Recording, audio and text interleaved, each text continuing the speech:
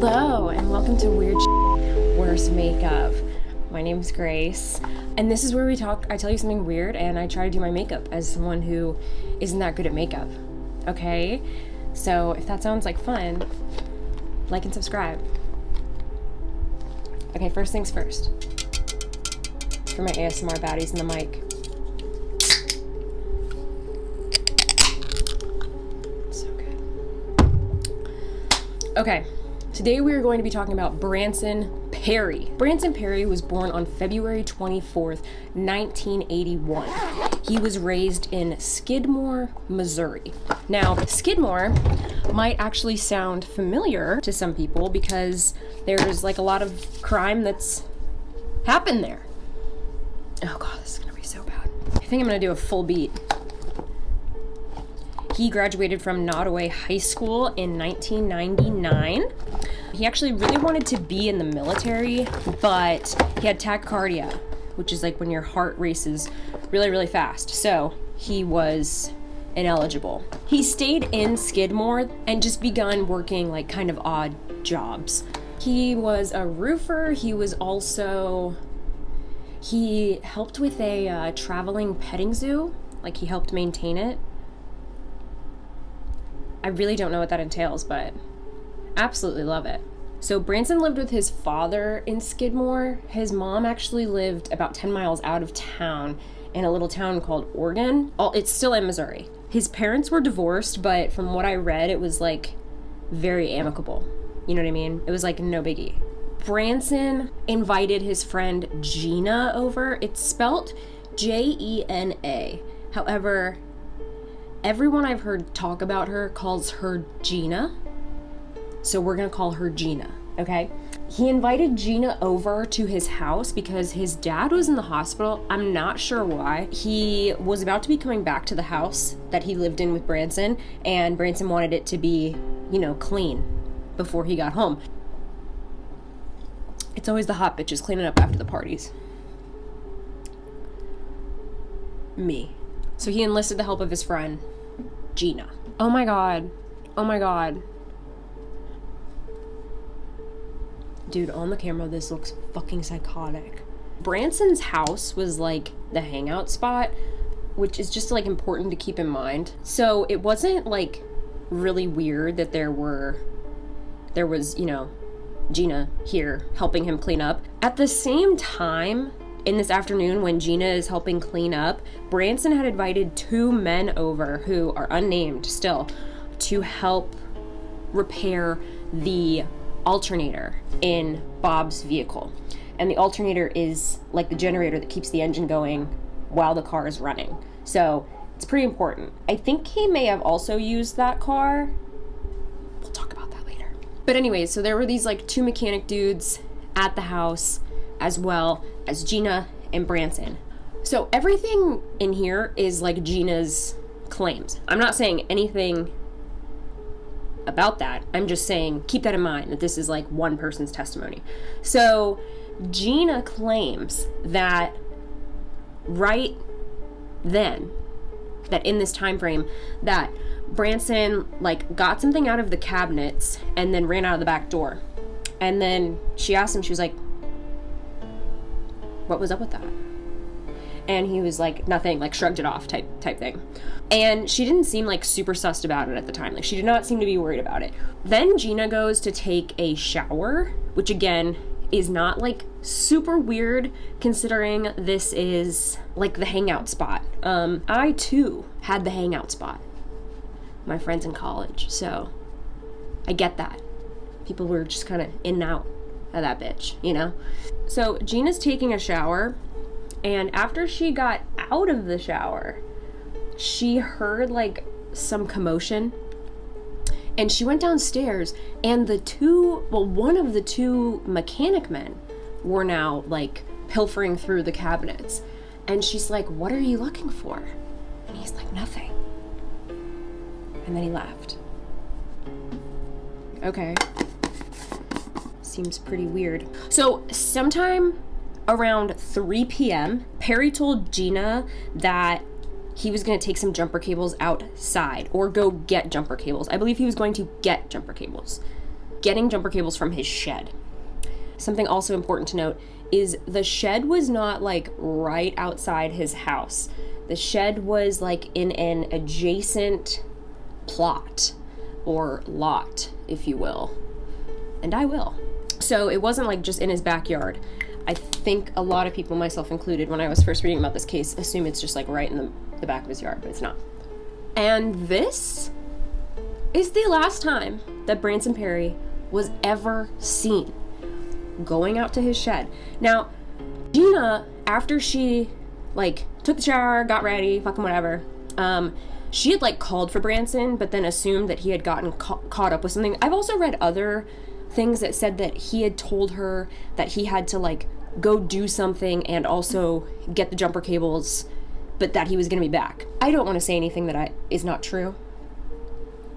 I know he was going to get jumper cables or put them back. The jumper cables are super important here. She just left because she assumed he got caught up. And we have to remember this is, 2001. So I think people just used to give people the benefit of the doubt more, because you couldn't just like it wasn't as weird not to say bye. Like, you literally could be, I could never, my God, I could never be a woman. I could never be a married woman in 2001. Like, where my Pookie at? This is looking so frightening. It's giving Phantom of the Opera. Fuck it, we will. Whatever, I warned y'all. On April 12th, which is the next day, Joanne, which is Branson's grandmother, went by to the residence, Bob and Branson's residence, to like check in on her grandson. And when she arrived there, she found that it was unlocked and undisturbed from yesterday, which the biggest thing is that it was, the radio was still on, because Gina and Branson were like blasting the radio when they were cleaning up the house for Bob, and the radio was still on, which, she didn't think like, that's not the craziest thing in the world, but she did like think that was kind of weird. But remember, he's 20. Branson's 20 at this time in 2001. So, and again, I don't have a fucking phone. If you didn't get the landline, like, it was kind of like, fucking figure it out, brother. Something about this bronzer is just giving, it's really giving nightmare. That's jarring. That's a scary looking face. I wish I could be one of those, like, just trust the process. There's no process. I'm scared. Over the next few days, Joanne, like, called the residence a few times and still heard nothing. Now, all the while, Bob is in the hospital. So then, somewhere else in this time frame, and I'll get to where the time frame ends, Joanne brings it to the mother, Rebecca's, attention and is like, yo, I haven't heard from Branson. Like, isn't that kind of weird? And she was like, oh my God, that is kind of weird. So then on April 17th, when Bob is, it's the opposite of admitted, when he is let out of the hospital, they go and file a missing persons report. And like, so this is a whole 6 days since he's gone missing, because he went missing on April 11th. And the cops are like, which is crazy. This part's crazy. They're like, why didn't you file this sooner? Okay, county. Love that. The police organized search parties within a 15-mile radius of his residence in Skidmore. So that's honestly pretty impressive. They did like a lot of digging. They went to like abandoned farms and abandoned structures, people's sheds, people's backyards, all the while, coming up empty. 2 weeks following the disappearance of Branson, the cops returned to the shed where his last known whereabouts were. Now, given the shed's been shown, like, they've been in that girl, they've been in there. It's just like, this part's just crazy. And they go in and they walk inside, and right inside on the door are the jumper cables. And they're like, well, these weren't here 2 weeks ago. So this is like a really big fucking moment in the case, because this basically told Skidmore residents that it was like someone in the town. Like, the call is coming from inside the house, motherfucker. You know what I mean? And that's like, obviously scary. And just like, I don't know, it was very alarming to the people of Skidmore. Over the next 6 weeks, over 100 people were interviewed in the case of Branson Perry. That the population in 2001 was 326 people in Skidmore, Missouri. So that is a third of the population. You know how crazy that is? I mean, I don't know if y'all are getting just how fucking bonkers that is. That's pretty crazy. I mean, I live in a small town, but jeez, Christ. Law enforcement also questioned, like, drug acquaintances of Branson's. He was said to have had a bottle of Valium on his person when he disappeared. I don't know how they knew that. I think they mean, like, in his possession. Regardless, Skidmore's huge on meth. Most of his friends said, like, he didn't do that. There were a few who said, like, it's totally possible that he's done that a few times. Gina said, like, he definitely smoked weed, you know, stuff like that. And then maybe he, like, experimented a little bit, you know.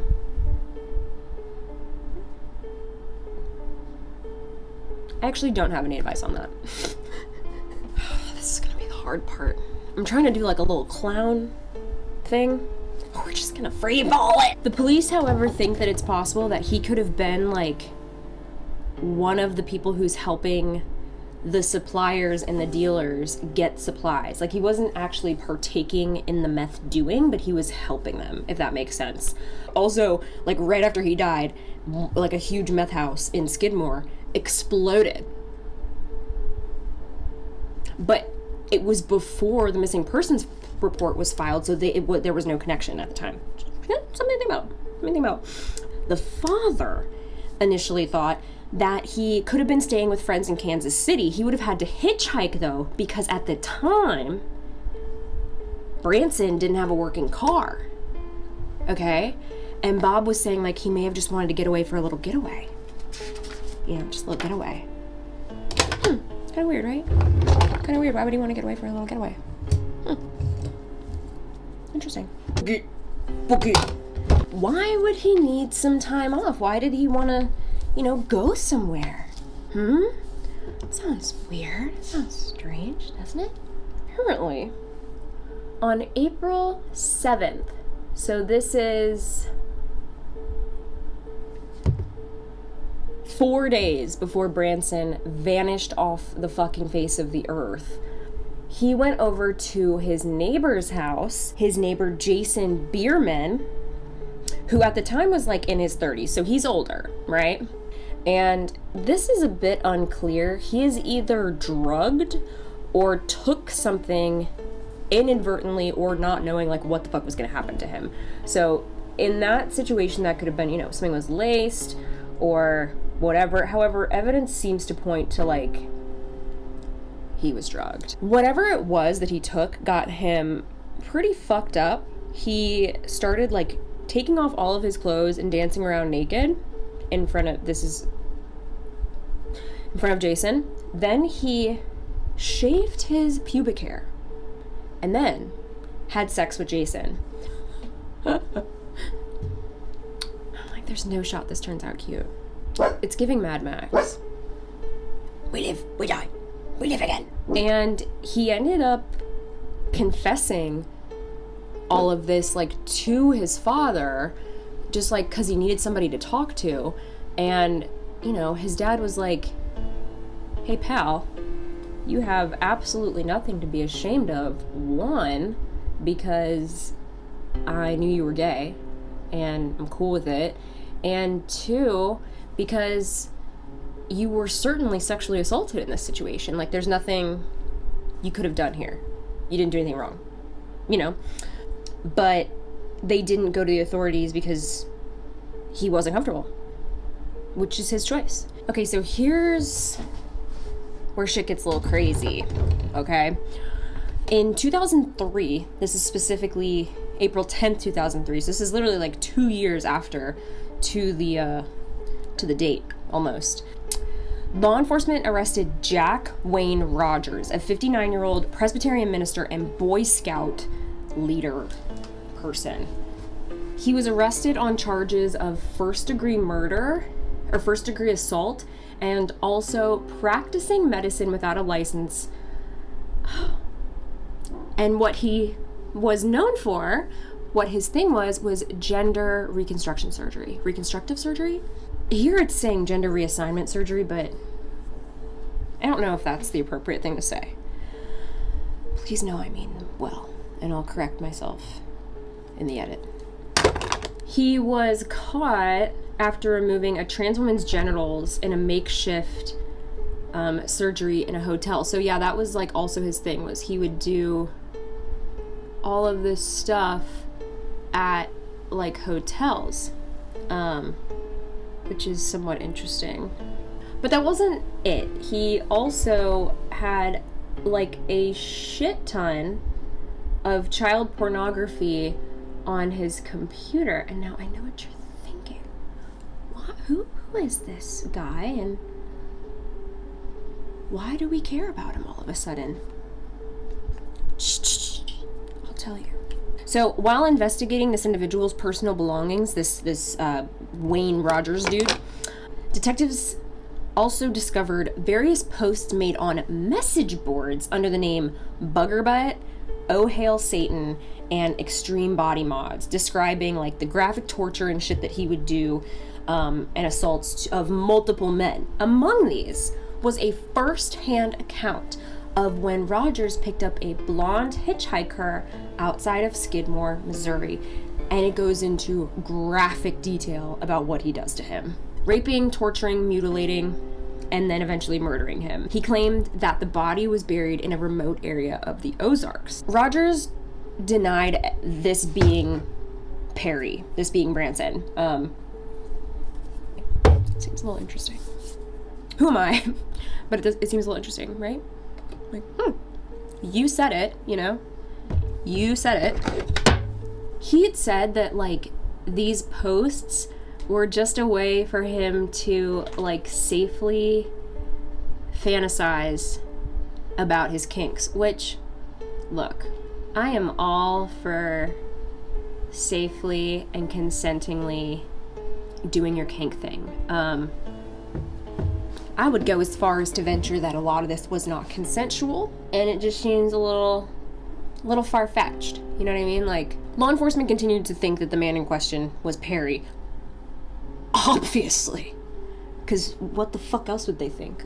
It's a little on the nose, if you will. Something that I didn't note, but that I think is worth noting, he made people who he did the gender reassignment surgery to sign something that said that he was allowed to keep their genitals after performing surgery on them. And what he did was he cooked them and then ate them. So he went away for a very long time for the child pornography and all that other shit. Like, thank the Lord.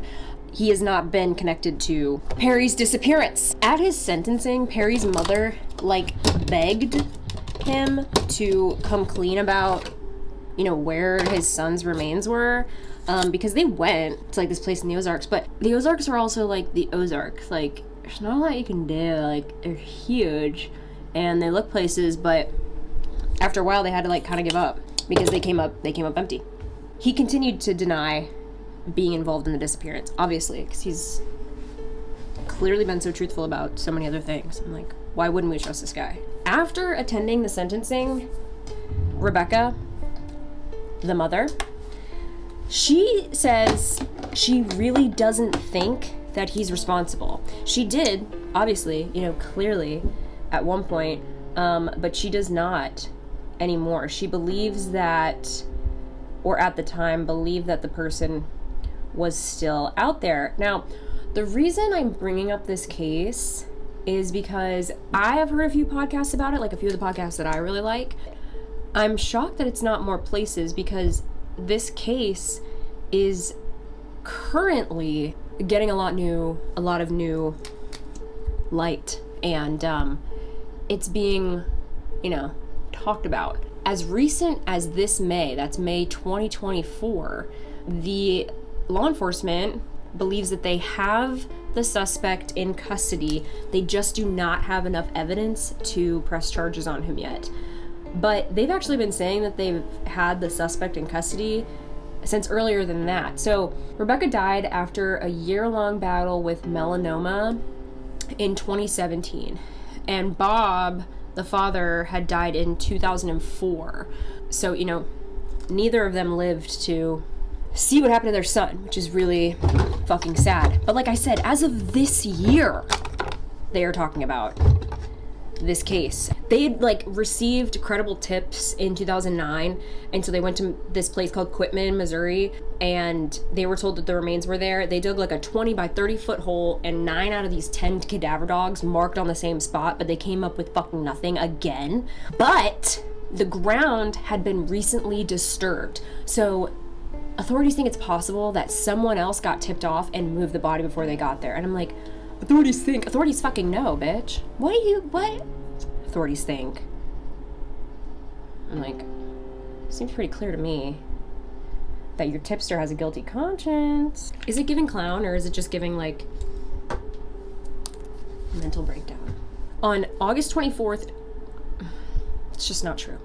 On August 14th, 2022, the current Nodaway County Sheriff, his name is Randy Strong, announced that a suspect had been identified, but more evidence was needed before an arrest could be made, like we said. But also, his cousin was Bobby Joe Stinnett, who in 2004 was murdered and her baby got stolen out of her stomach. The baby girl lived, but that is a whole different episode.